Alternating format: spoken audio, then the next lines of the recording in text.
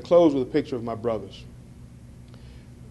People ask me all the time, what was it that made me go from Hasan Davis, juvenile delinquent, banging on the streets of Atlanta, Georgia, with a life expectancy of 15 years, to Hasan Davis, Juris Doctor, Commissioner of Juvenile Justice, testifying before Congress on reauthorization of great stuff.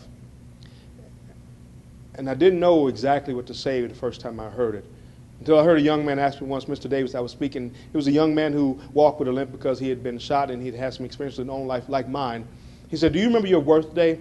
And I was like, well, I was born in December. He said, no, sir. I asked if you remember your birthday. And I was puzzled. And he said, the day you realized your life had value, was important, was meaningful. And I thought about that. And I remember when I was making that transition, and I was trying to be something totally different than anybody expected, but still going back home and running with my brothers on the streets of Atlanta.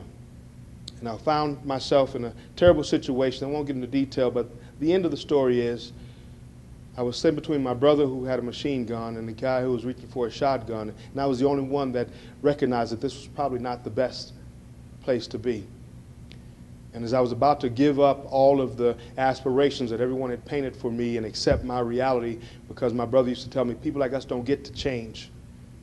But there were enough people who painted broad pictures of another me, that in the middle of that chaos, with a machine gun pointing to a kid's chest, in the back of my head, all I could hear was my mother's voice saying, if you could see what I see, every time I look at you, you would know how great you were.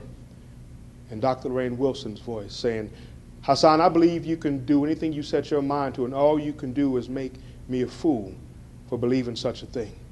See, that day I only had two voices to paint a picture counter to my reality. But that day I had two voices, two champions, two adults who built strong relationships with me, bonded to me, not to my circumstance, not to my issues, not to my disability, to me. Brave enough to speak light into my darkest places, hoping that when the time came for me to cash that, I'd be brave enough to recognize it for what it was. And in that moment I was. And I managed to get us clear of that situation that I knew was going to cost someone's life and someone's liberty. And that was the day I recognized the value that had been placed on me by someone who didn't have to, but chose to make my life and my success their mission, their passion. Someone just like you, who made a commitment to make a child's life better having touched them, not worse. We are youth care workers. We provide opportunity and create possibility where other people have given up hope of either. And this is the most important work we will ever do. For a child, for a family, for a community, for a nation that deserves every hand on deck in order to make sure that we have the future for ourselves and our children that we deserve. So thank you for your incredible work, and God bless.